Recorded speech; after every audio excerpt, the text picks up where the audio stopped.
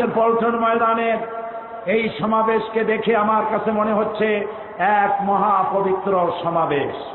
কারণ হচ্ছে এই সমাবেশে যারা উপস্থিত হয়েছে এদের মধ্যে টেন্ডারবাজ নাই, এদের মধ্যে চাঁদাবাজ নাই, এদের ভিতরে গুন্ডা নাই, এদের ভিতরে মাস্তান নাই, এদের ভিতরে রয়েছে শহীদি কাফেলার রক্তে রঞ্জিত পথ মারিয়ে যারা এগিয়ে চলেছে আল্লাহর দ্বীনের পতাকা নিয়ে, তারাই আজকের এই সমাজে, আজকের এই পল্টন ময়দানে উপস্থিত হয়েছে।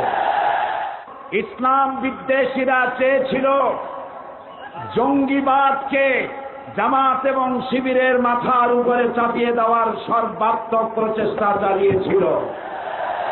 আজকে প্রমাণিত হয়েছে জামাত শিবির জঙ্গিবাদ এক জিনিস নয়, এটা প্রমাণিত হয়েছে।